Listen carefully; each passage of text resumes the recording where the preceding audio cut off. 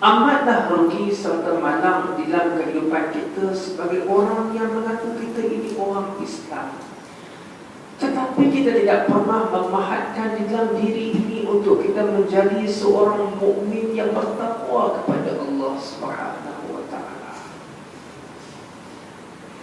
Apalah gunanya pangkat? Pangkat itu penting, tetapi ada yang lebih penting daripada itu. Apalah gunanya pangkat yang tinggi, harta yang amat banyak, tetapi kita tidak pernah meletakkan matlamat dan sasaran akhir kehidupan kita untuk kita menjadi seorang mukmin kepada Allah Subhanahu wa taala.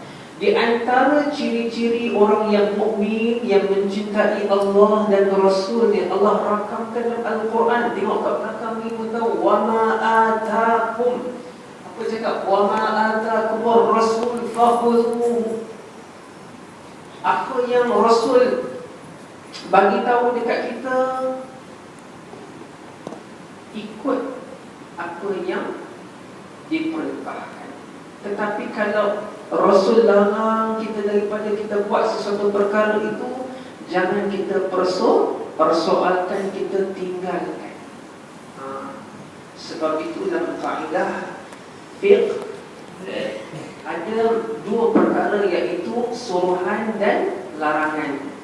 Dosa kita dengan Allah Subhanahu wa taala, kaedah dia, dengar betul-betul baca tulis ni.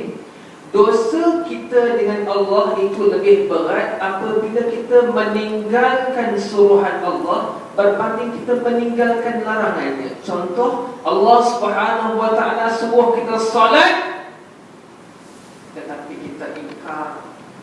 Itu adalah lebih besar daripada larangan. Kita mencuri tapi kita curi. Itu kaedahnya.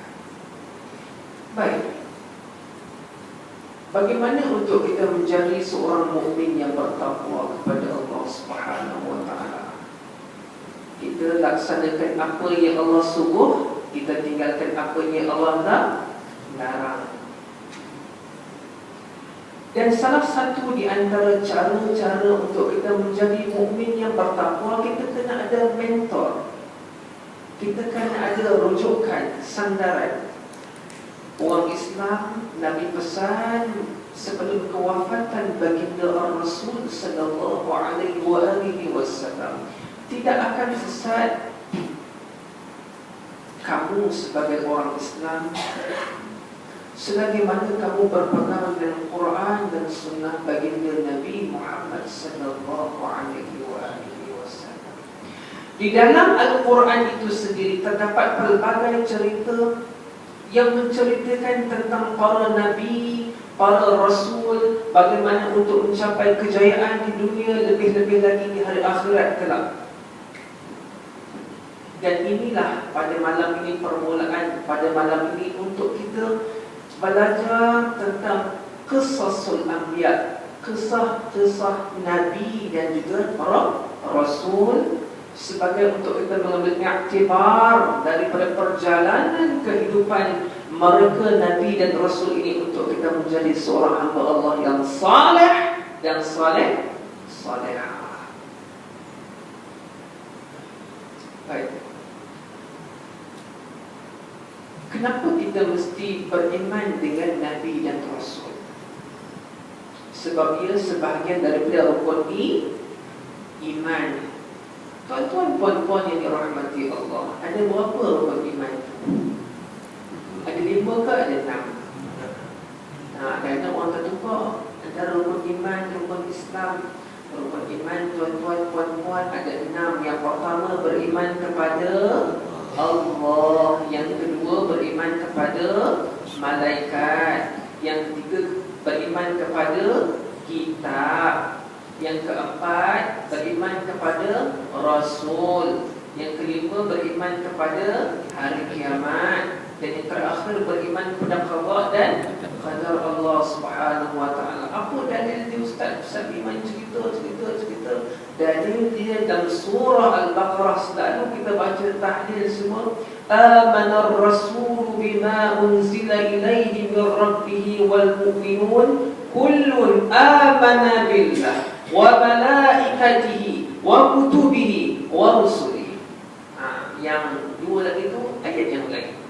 Bermaksud barang sesiapa yang ingkar kewajipan mereka sebagai orang Islam untuk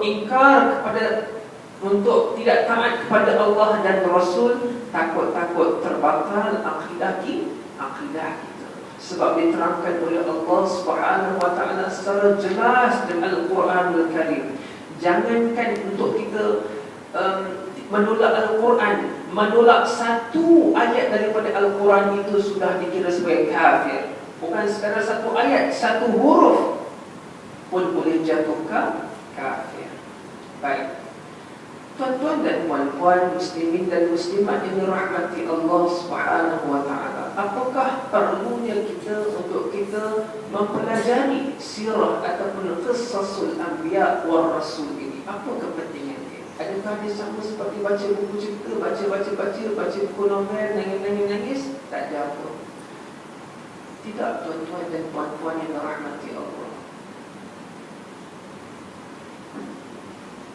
Mempelajari tentang sirah ataupun kisah kehidupan para nabi dan rasul ini, kerana apa? Mereka juga merupakan manusia yang sama seperti kita, tetapi mereka ini diberikan darjat, diangkat darjat mereka melebihi manusia-manusia yang lain untuk menjadi nabi dan juga rasul.